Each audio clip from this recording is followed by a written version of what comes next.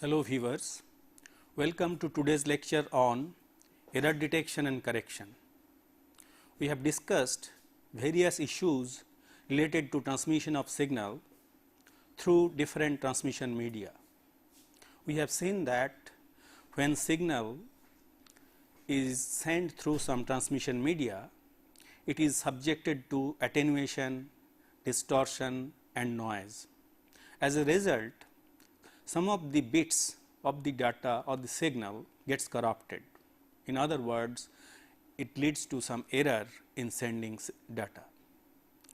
But we want reliable communication.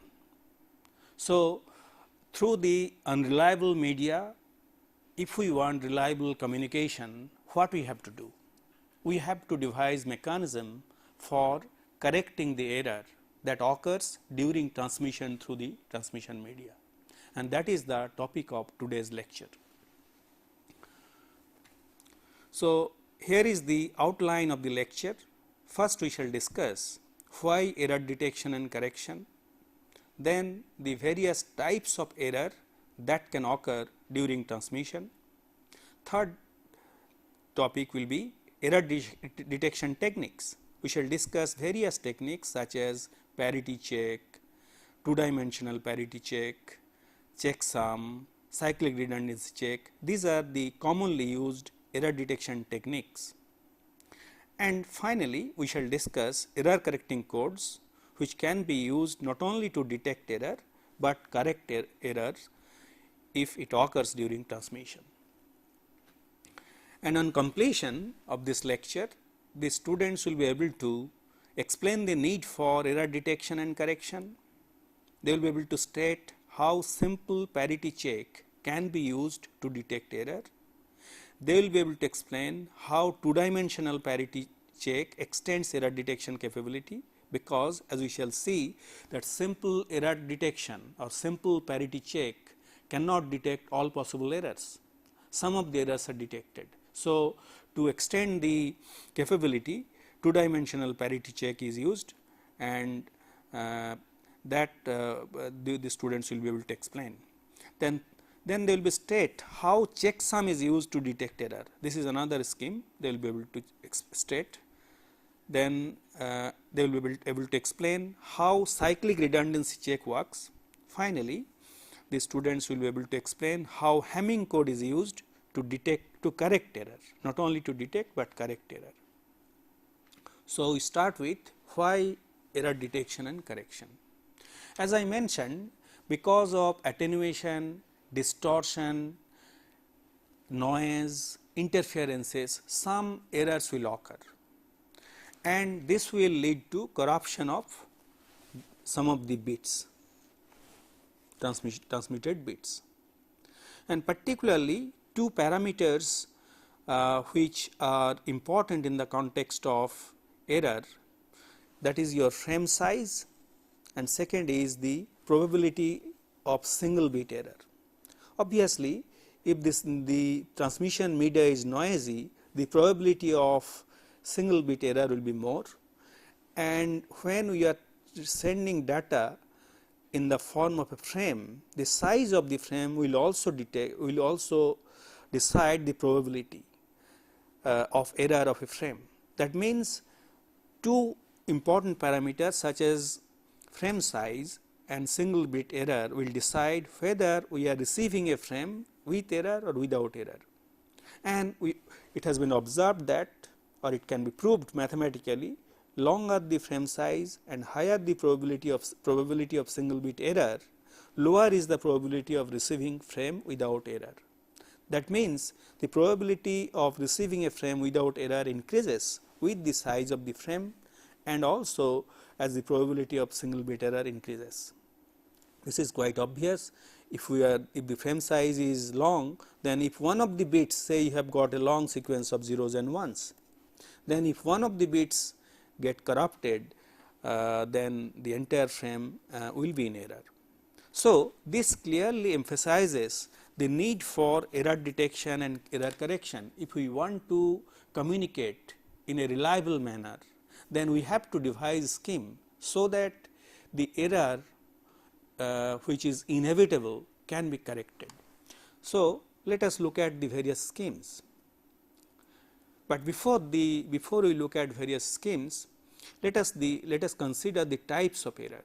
First one is single bit error. Suppose you are sending a bit sequence, maybe a character, say 10110001, a 7 bit, say ASCII code you are sending. One of the bits may get corrupted and it may become 1010001.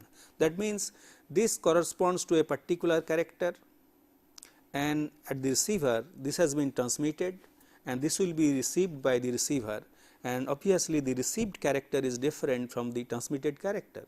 This has occurred due to single bit error. So, this is called single bit error, and this is very common in parallel transmission. Suppose you are sending 8 bits simultaneously using 8 lines. So, using 8 lines you are sending, and whenever you are sending 8 bits, then one of the line may be faulty. Suppose this is faulty. Whenever a particular line is faulty, obviously signal coming through this line will be in error.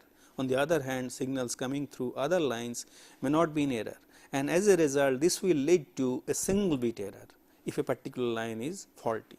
So, this is how single bit error occurs, particularly in parallel transmission. Then there is another type of error which is known as burst error. Burst errors occur whenever more than one bits get corrupted, and suppose you are sending a long sequence 1011001001 and so on. Then what can happen? The duration of noise is longer than the duration of one bit. Suppose duration of noise is this much, this is the duration of noise. So, duration of noise is covering 4 bits. So, there is a possibility that some of these bits, say this becomes 0, this becomes 1, this remains 0, this becomes 1. It is not necessary that all the bits will get corrupted. So, out of these 4 bits, the 3 bits have got corrupted, leading to this signal at the other end, at the receiving end. So, this is essentially multiple bit error, and we call it burst error because a burst in noise is responsible for this kind of error, and this is very common in serial transmission. Whenever you are transmitting serially, then during transmission the transmission line may suffer may be exposed to some noise, maybe because of switching on of some electrical equipment or some other electrical disturbances, like it may be due to lightning because of bad weather. Anyway, because of any one of these reasons, multiple bits get corrupted because of the duration of noise is longer than one bit, and this is the burst error. So, we have to develop technique for detecting not only single bit error, but multiple errors including burst error. What are the techniques and how it is being done? The basic approach is use of redundancy. Suppose this is your message. Message may comprise several bits in sequence. With that, some additional bits are used, so which is known as frame check sequence, FCS. So, this frame check sequence is added with that additional bit and then sent over the transmission line. So, this is the additional bits which you may call redundancy incorporated as part of the in the message, and that is being sent. And these additional bits can be used for not only detecting error, but for correction of error. That is the basic mechanism for error detection and correction. Obviously, this FCS is a function of M. So, FCS will be dependent on this message. Based on the message bit, this FemCheck sequence is calculated and then it is sent, and then these together are sent to the receiver, and they are using this FemCheck sequence and message bits, the error detection and correction is done. We shall see how exactly it is being done. And the popular techniques are simple parity check, where a single bit is added, as we shall see. Then to enhance the performance, as I mentioned, two-dimensional parity check, that is commonly used. Third technique that we shall discuss is checksum.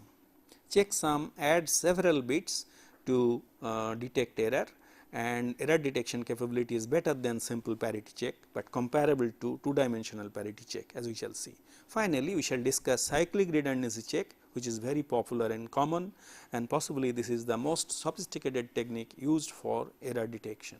So, we shall discuss these techniques one after the other. As I mentioned, the parity check is the simplest and the most popular error detection scheme. What it does, it appends a parity bit to the end of the data. Suppose you are sending a character, say 10110001, say 7 bit. Now, you can add a parity bit, and that parity bit is added based on whether you are using even parity or odd parity. If you are using even parity, then including that bit, the number of ones should be even. So, here you have got 1, 2, 3 and 4 ones. So, this is made 0 whenever you are using even parity, so that the total number of bits in the message that is being sent including parity is even.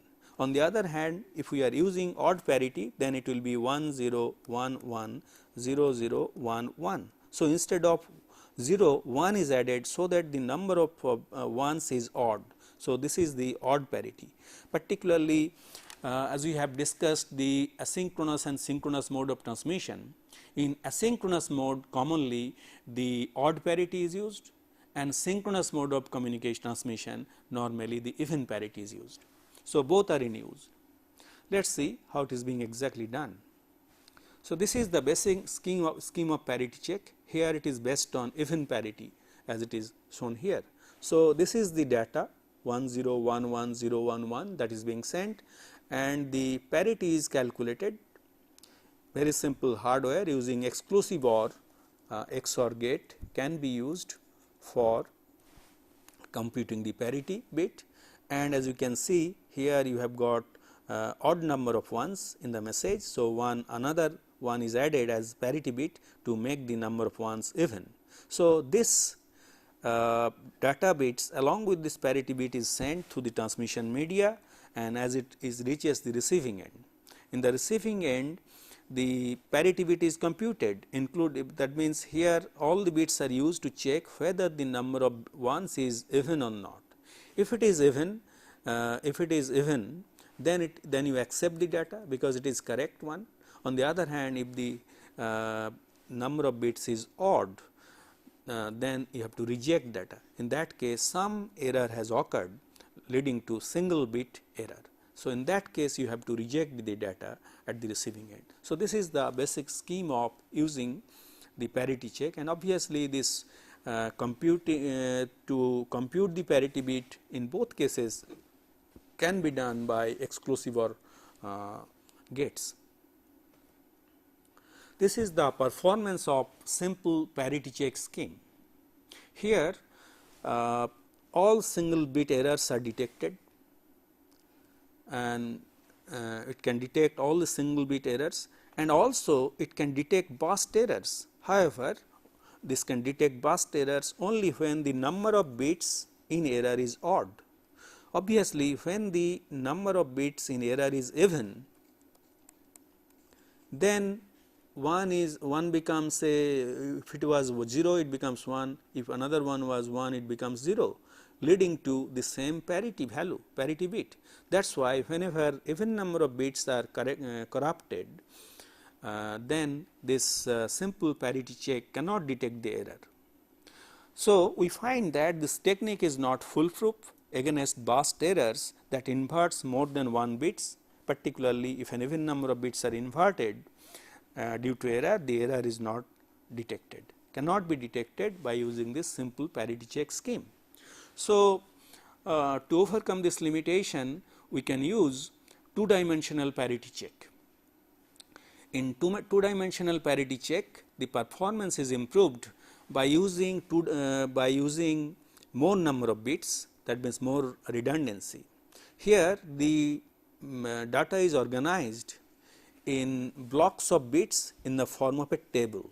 So, here since it is organized in the form of a table, it takes the shape of a two-dimensional data, and parity checks bits are calculated for each row, which is equivalent to simple parity check bits. For each row there is a parity bit, and parity check bits are also calculated for all columns. So, we have parity check for each of the rows and parity check bit for each of the columns, and then both are sent along with the data, and at the receiving end these are compared with the parity bits calculated on the received data. So, let us take up an example and see how it exactly works. So, this is the original data. Here the entire data has been divided into 4 segments or blocks. So, 4 segments or blocks it has been divided, as you can see. Then they are organized in the form of a table. So, here you have got 4 rows corresponding to each segment or block. Then for this particular row the even parity is calculated. So, you can see here the total number of bits is now even, including the parity bit. So, in this way for each of these rows the parity bits are calculated, and then for each of these columns also the parity bits are calculated and even parity is added at the bottom. So, for each of these columns you can see the total number of ones you will find even, because this is the even parity, and for the row parity bits also the parity bit is calculated, and which makes the total number of parity bits. So, we find that we sent 4 segments of data, each of 8 bit. That means 32 bits were sent by the, one is to be sent, and to send that the total number of additional bits is now here you have got 1, 2, 3, 4, 5, 6, 7, 8, 9 bits in each block, and you have got 5 blocks. So, 9 into 5, that means 45 bits.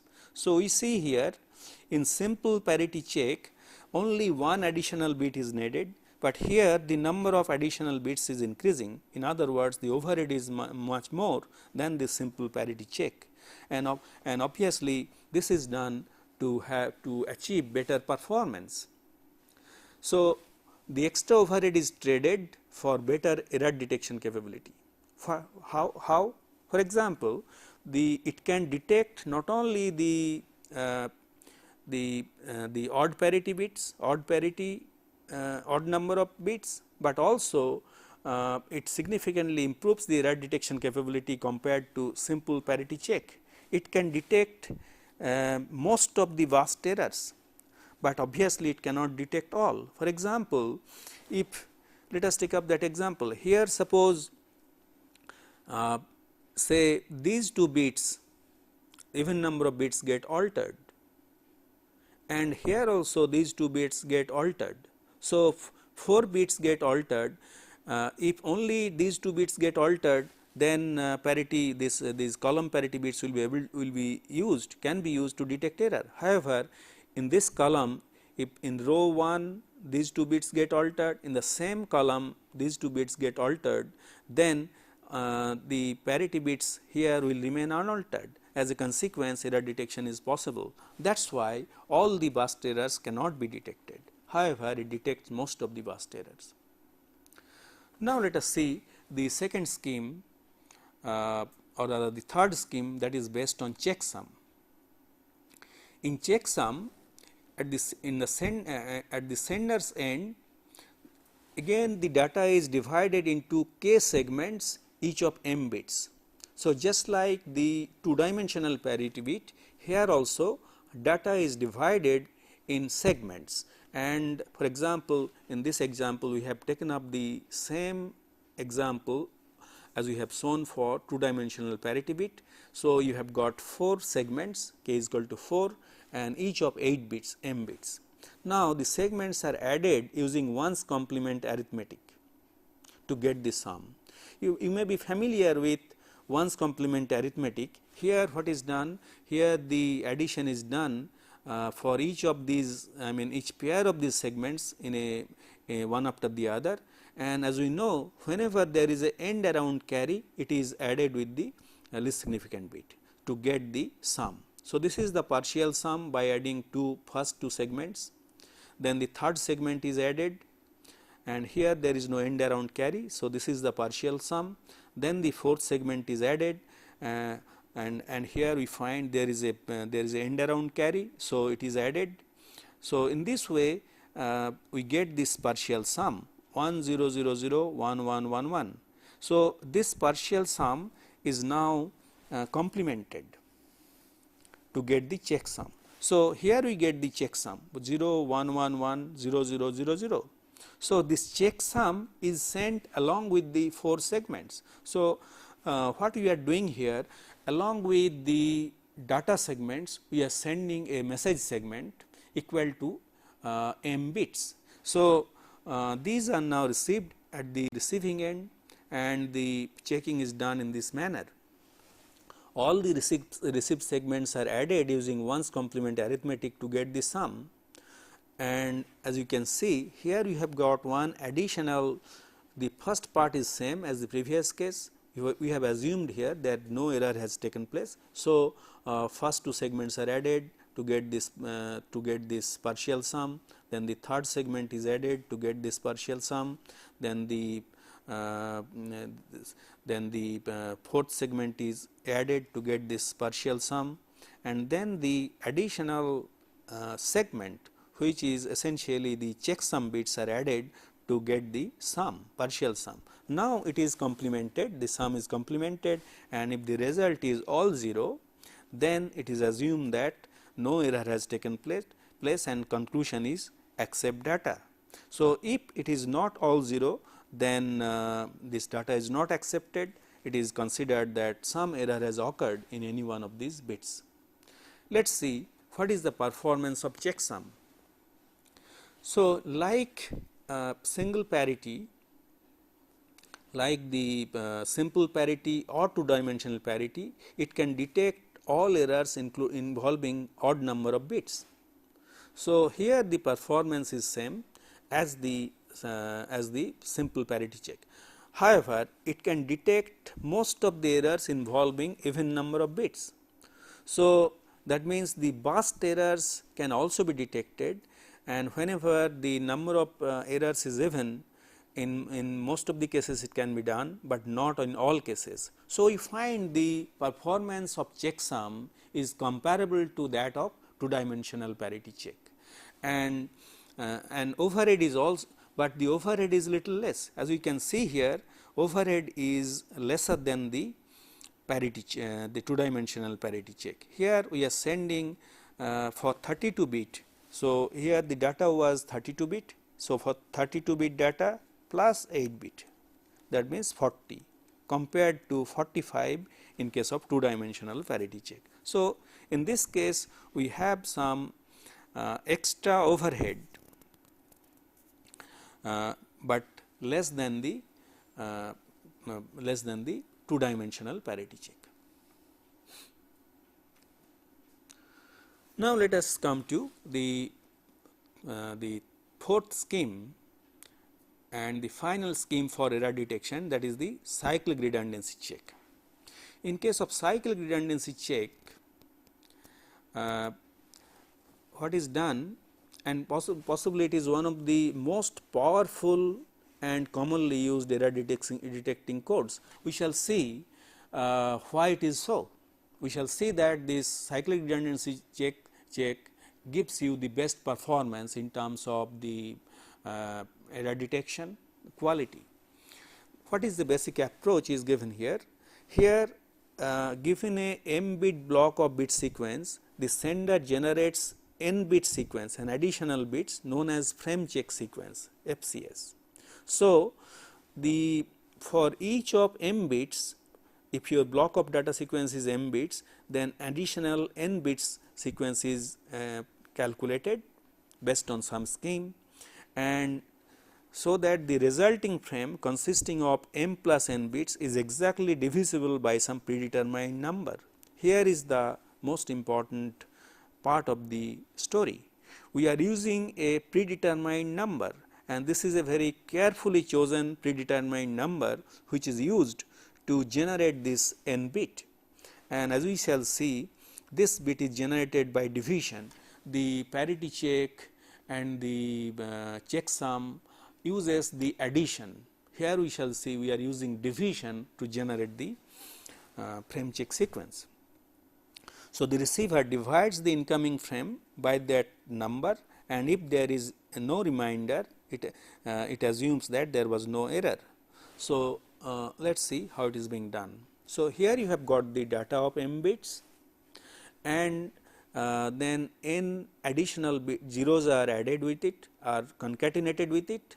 So, this is divided by n plus 1 bit divisor. This is that carefully chosen n the bit sequence which is used to devise, which is used as divisor to divide the m plus n bit sequence, and it gives you a n bit data. As you know, whenever you divide a number by n plus 1 bit, we get the remainder of n bits, and that n bit is used as CRC or the cyclic redundancy check bits, and these zeros, n zeros are replaced by CRC to get the data and plus CRC. This is what is being transmitted to the transmission media. So, through the transmission media that is sent at the receiving end, the receiver receives m plus n bits data plus CRC, and it is again divided by the same divisor. So, the divisor has to be same in both cases, both at the transmitting and the receiving end, and after division it generates a remainder, and if the remainder is 0, then the data is accepted as correct data. If it is not 0, then it is rejected.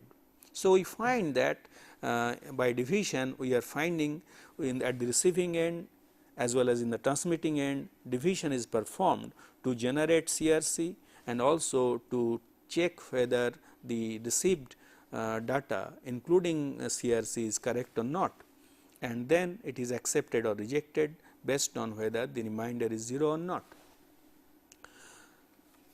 And this is based on modulo 2, this division is based on modulo 2 arithmetic, and how it is done is shown with this example.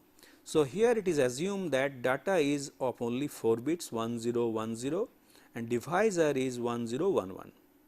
So, the data, although I have shown here 4 bits for simplicity, the data length can be 8 bit, 16 bit or even much longer, and as we have seen, then the divisor is n plus 1 bit. So, n zeros are added with it 1010 then 000. So, this is being divided by this divisor, and this division process is simple. This is the partial quotient. So, since this is 1 1011, then bit by bit exclusive OR operation is performed to get this remainder. So, 1 bit is excluded. So, we get, because the remainder has to be n bit. So, 001 and this comes from this bit, and again it is divided. Since this bit is 0, the quotient bit is 0 and 0000 here, again exclusive OR operation is performed to get this 0100, and this comes here, and again it is divided to get the quotient bit 0, and after exclusive OR that modulo 2 arithmetic we get the 100, then this 0 comes, and finally the quotient is 1011. So, you get 1011 by modulo 2 arithmetic, we get the remainder 011 and the quotient 1001. So, this remainder, as we know, is used as CRC to give you the data to be sent. So, here you get the data plus the CRC. This is the CRC, how it is generated by modulo 2 division. So, this data and CRC is sent to the transmitting end, and at the transmitting end this is divided in place of 10100000, this 1010011, this is used, this is divided by 1011, and you will find that if you do the division in the same way, you will find the remainder will be 000. So, this is how modulo 2 arithmetic division is performed to generate the CRC by the transmitter and to check whether the received data is correct or not at the receiving end.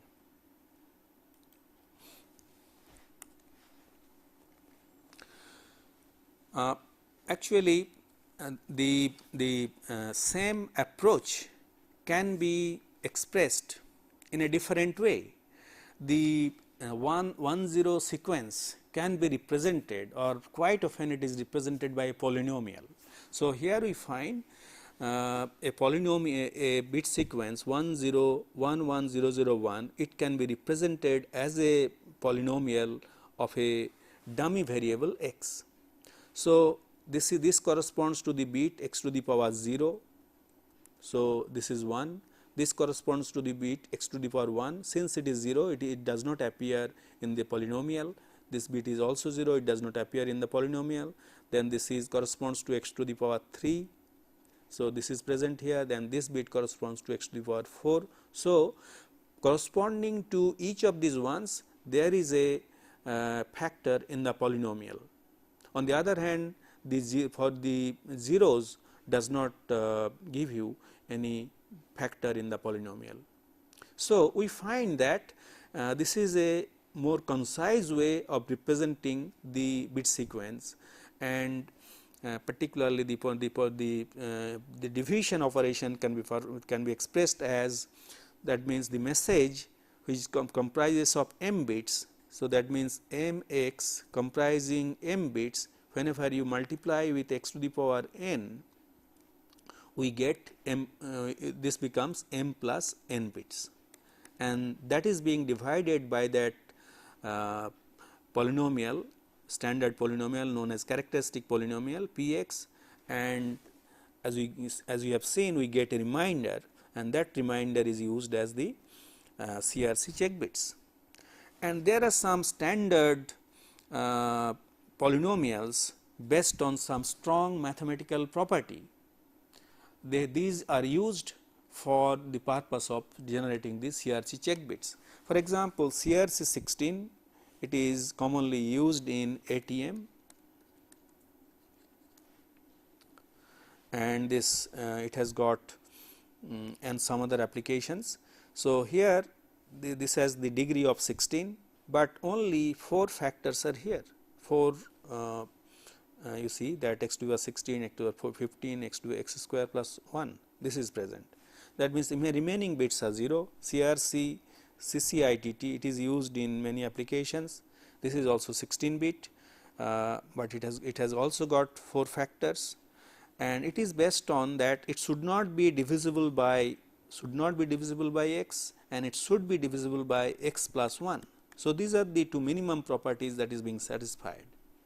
Should not be divisible by x and should be divisible by x, and based on that these are generated. And another polynomial which is of 32 bit, x to the power 32 plus x to the power 16 and so on. So, we see this is a concise way of representing the bit sequence in the form of a polynomial of dummy variable x. Now, how do you really perform the division? I have shown how the division can be done manually. Question arises, how the machine will do it, both in the transmitting at the receiving end. This can be done with the help of a hardware which is known as linear feedback shift register, or in short LFSR. There is a shift register with some feedback which are used, and this linear feedback shift register can be used to generate the frame check sequence or the CRC, and also at the receiving end it can be used for checking whether the received information is correct or not. And this linear feedback shift register will have n number of flip flops, and at most n XOR gates. Number of XOR gates can be less, but the number of flip flops will be exactly n. And the LFSR divides a message polynomial by a suitably chosen divisor polynomial. The divisor polynomial is of degree n. Then the LFSR will have n flip flops, and the remainder as we shall see will constitute n bit which is the frame check sequence. Let us see how exactly it is done. So, this is a simple characteristic polynomial of degree 3. So, since it is of degree 3, obviously the number of flip flops will be 3, 1, 2, 3, C0, C1 and C2. So, there are 3 flip flops, and here we find 2 exclusive gates are used in the feedback path corresponding to x1 and x0, and x3 is feedback. So, then there is no need for another exclusive OR gate. So, 2 exclusive OR gates and these 3 flip flops will make the necessary hardware for performing the polynomial division. Let us see how exactly it can be done. This is the initial condition where these flip flops are initialized with the values 0, 0, 0. So, C0, C1 and C2, C0, C1 and C2 all bits are resetted. There are reset pins, these are resetted initially, and as you can see the input here is 1. So, to this flip flop, input to this flip flop is 1. On the other hand, this bit is 0 and this bit is also 0. So, this input to this flip flop is 0. That means, the input to this and input to this flip flop is given here, this on this column and this column, and since this output is directly connected, this bit this bit is this C1 output is directly connected to the input of C2. On the other hand, to C0 C2 exclusive OR the input bit is applied, and to C1 C0 exclusive OR C2 bit is applied. So, after you apply one clock, whatever is here will be latched into this flip flop, and whatever is here will be latched into this flip flop, and the output of C2 will be latched into C2. So, let us apply one clock and see how it happens. So, C1 will come here, C0 will come here, and this C1 will come here after applying one clock. Next, we apply the another clock, and we find that this 0 will come here, this 1 will come here, and this 0 will come here. So, in this way we have to apply 7 clocks because we have got 7 bits. So, each of them has to be inputted. In step 3 again this 1 comes here, 0 comes here and 1 comes here. In step 4 same way, this 1 comes here, 0 comes here and this 0 comes here. In step 5 again this 0 comes here, this 1 comes here and this 0 comes here, and these inputs are getting already these inputs have been fed, and then finally the 7 inputs are fed. So, we get this 0 comes here, this 0 comes here and this 0 this 1 comes here, and finally you have to apply another clock to get the final CRC. So, 7 clocks are to be applied, 1, 2, 3, 4, 5, 6, 7. So, after applying 7 clocks we get the result in this C0, C1 and C2, and indeed this is the CRC 0, 1, 1, and so data to be sent is 1, 0, 1, 0, 0, 1, 1. So, that means, with these 3 zeros are replaced by 0, 0, 1, and we get 1, 0, 1, 0, 0, 0, 1. This is the data to be sent. Now, at the receiving end, instead of applying 1, 0, 1, 0, 0, 0, 0, the receiver will apply this 1, 0, 1, 0, 0, 1, 1 to this linear feedback shift register, and again they will apply 7 clocks, and at the end you will see that result will be 0, 1, 1 if no error has occurred, and if any error occurs, then of course the remainder will not be 0 1 1 0 0 0, but it will be something else. So, this is how the polynomial division is performed by using linear feedback shift register.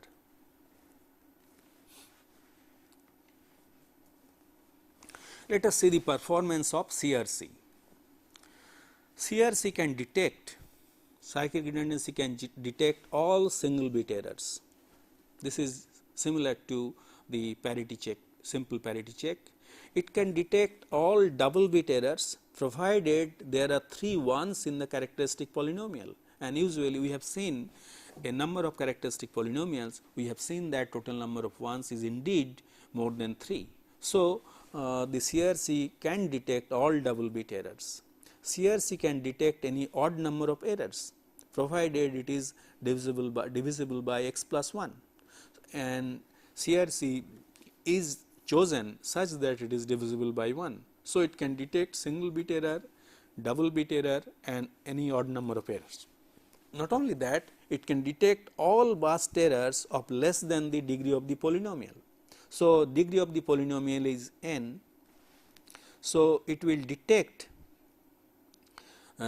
all the vast errors of degree of the less than the degree of the polynomial. We have seen that the CRCs are usually 16 bit or 32 bit. So, in this case the up to 15 bit vast error can be detected, and moreover CRC can detect most of the larger vast errors. That means up to 15 bits, that means if the CRC is that polynomial is of 16 bit, then I mean the degree of the polynomial is n, then the number of vast errors, that means more than 15 bit errors can also be detected.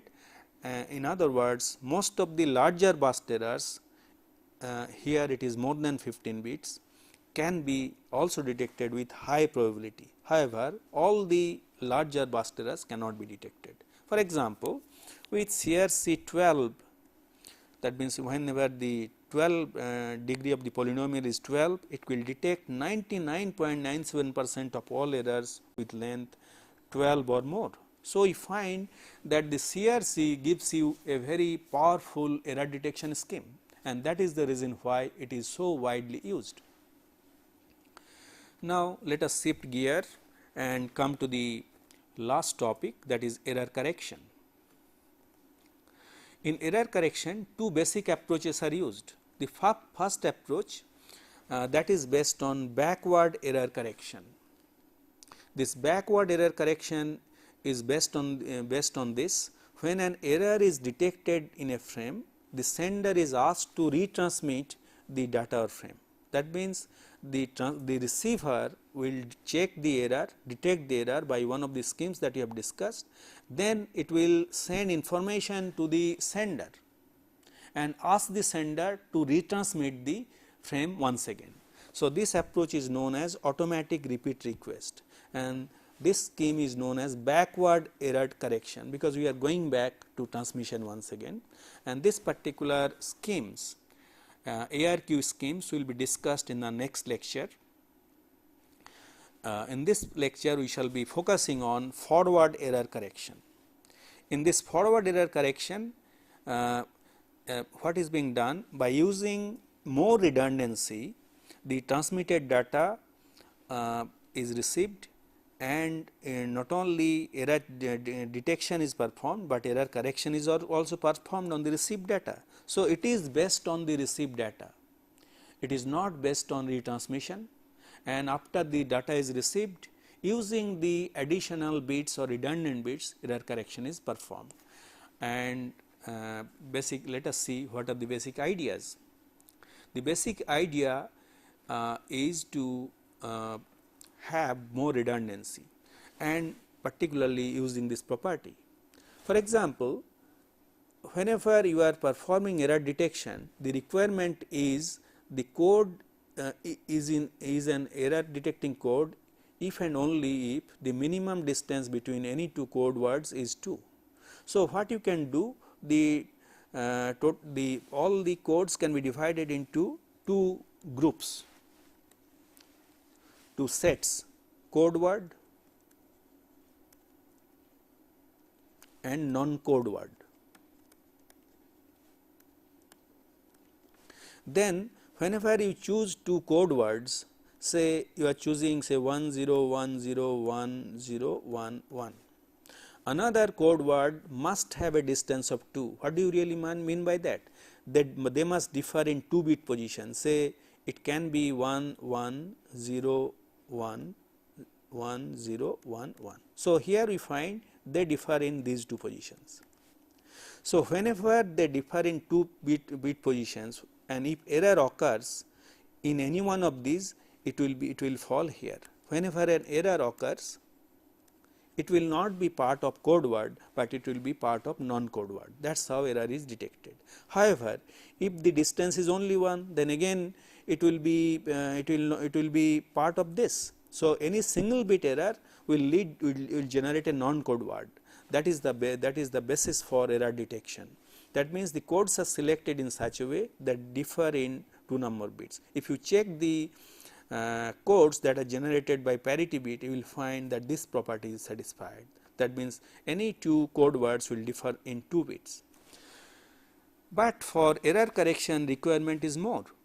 The distance, minimum distance between any 2 code words must be more than 2, and the number of additional bits should be such that it can point the position of the bit in error. So here the requirement is, we are not only interested in detecting error, but identifying where the error has occurred. So the additional bits are to be selected such that it is possible to point the error bit in error. And so requirement is, if k additional bits are used, then it can point to 2 to the power k positions, and the requirement is that 2 to the power k has to be more than m plus k plus 1. So this condition has to be satisfied. Only then the error correction can be done.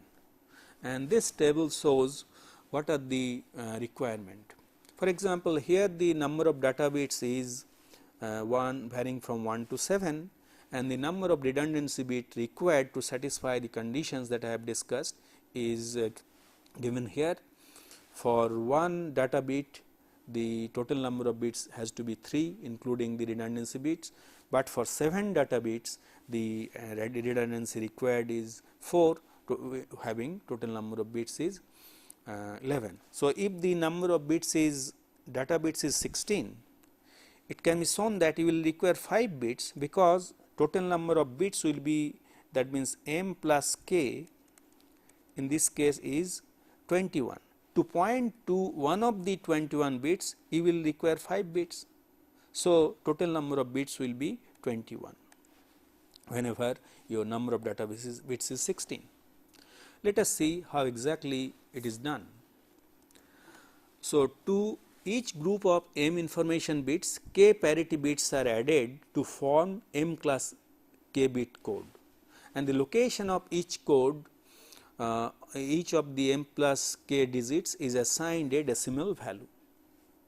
Then the k parity bits are placed in position 1 to 2 to the power k positions. Then the k parity checks are performed on selected digits of each code word, and at the receiving end the parity bits are recalculated. The decimal value of the k parity bits provides the bit position in error, if any.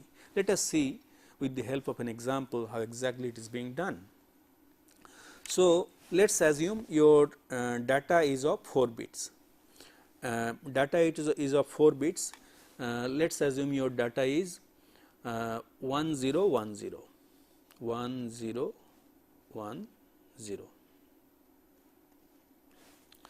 So what is done? The parity bits P1, P2, these are added in 1, 2 and 4 positions, and here you add the data bits D1, D2, D3 and D4. Then as you can see, we have with the help of these 3 parity bits, we have to identify the positions 0.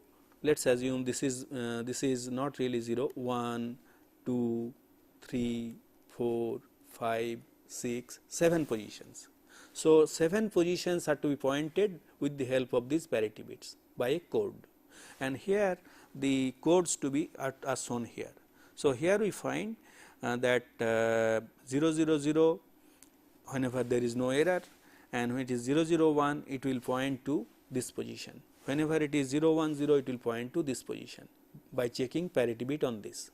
So, these parity bits are calculated, this P1 has to be calculated wherever it is 1, that means using the bit positions 1, 3, 5 and 7, 1, 3, 5 and 7. P2 has to be calculated by using 2, 3, 6 and 7. P3 has to be calculated using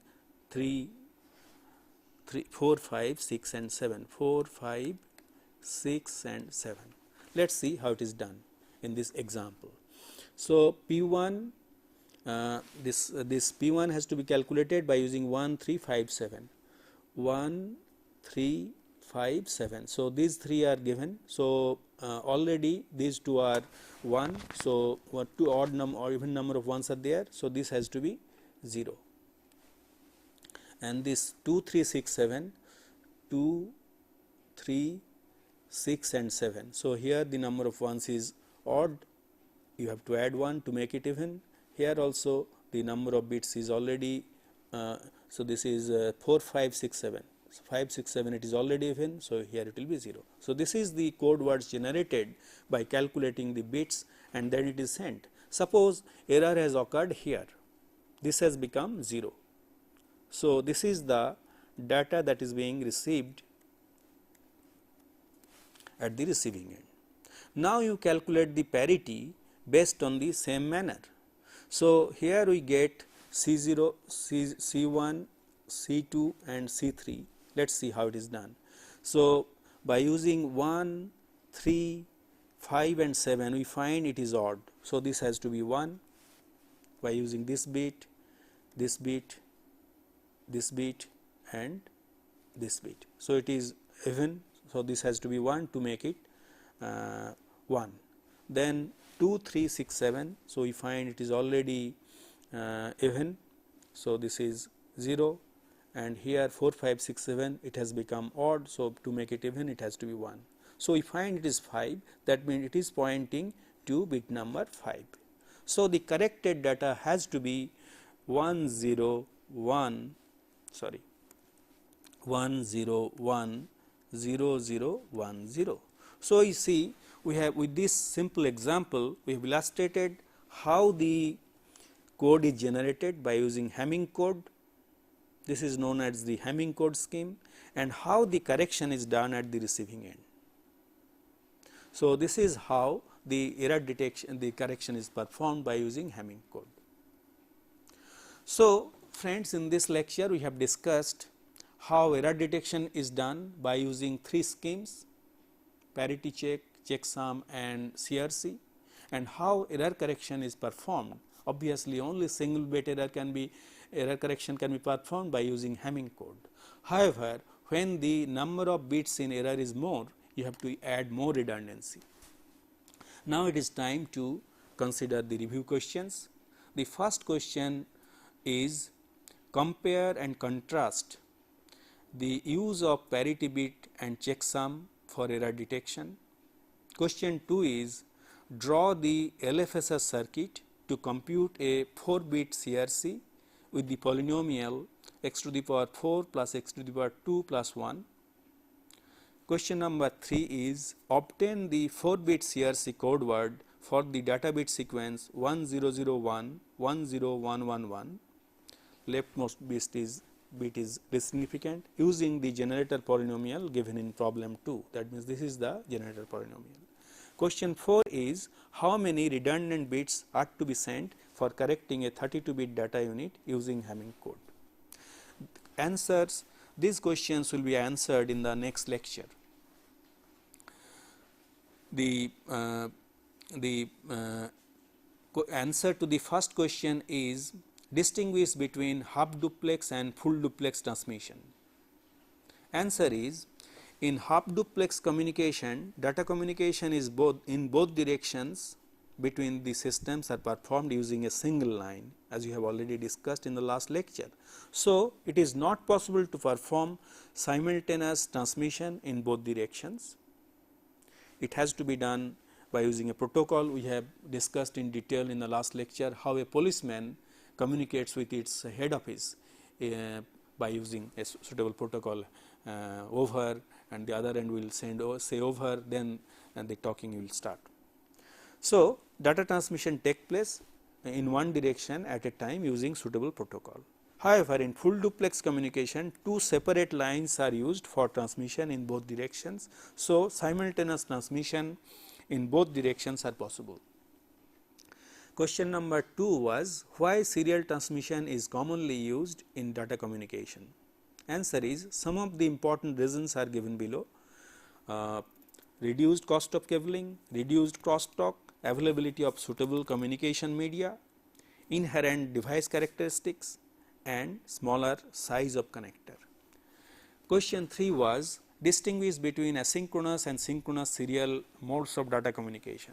Answer is, in asynchronous serial modes of data transfer, the data is transmitted in small sizes or frames along with start bit, parity bit, stop bits. We have seen the maximum number is 8, and this mode is of transmission is self synchronizing with moderate timing requirements.